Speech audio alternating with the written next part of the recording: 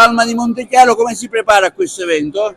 Palma di Montechiaro ha comunicato 7 eventi da inserire nel programma di Capitale della Cultura. Tra questi ricordiamo l'apertura dell'Antiquario Giacomo Caputo, la seconda Biennale internazionale del Gattopardo a cura del professore Michele Citro e del gruppo Sono Palma, e la edizione del Gattopardo d'Oro e del premio Donna Fugata.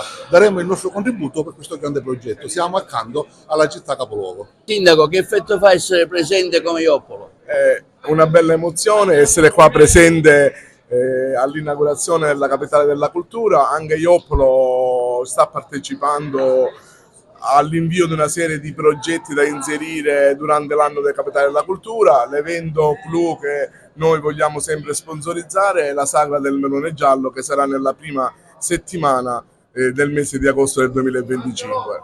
Sindaco di Cianciano. Allora, Cianciano si sta preparando anche con la Settimana Santa per poter rappresentare la nostra comunità in questa occasione. Speriamo che sia anche un periodo buono anche per il rilancio del nostro territorio. Presente anche il comune di San Biagio Platani, che con la sua festa non può mancare con gli archi di pane. Certo, anche San Biagio Platani parteciperà con la sua splendida festa degli archi di Pasqua, e quindi già siamo al lavoro per portare la nostra cultura, le nostre tradizioni anche ad Agrigento, capitale della cultura. Vivona presente a questa iniziativa di Mattarella, ecco, in che modo sarete presenti durante Capitale 2025?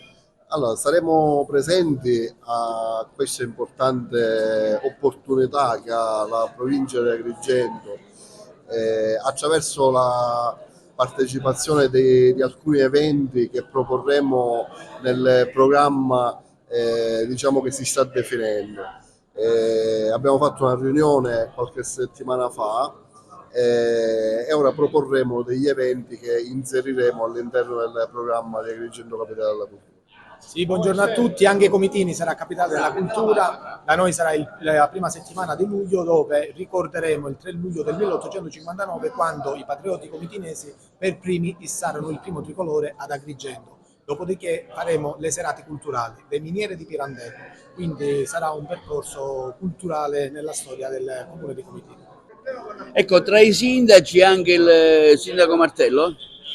Buongiorno, oggi è un giorno importante perché non solo oggi è l'inaugurazione di Agrigento Capitale della Cultura, ma anche perché il Presidente della Repubblica viene in questa nostra città, in questa nostra provincia, in modo tale da poter lanciare un messaggio di riscatto e di rilancio di questa città e di questa provincia. Siamo tutti uniti perché sia un anno di crescita, di sviluppo e di orgoglio per questa città e per questa provincia. Tutti insieme lavoreremo nella stessa direzione e ci auguriamo che tanta gente venga a visitare la provincia di Agrigento.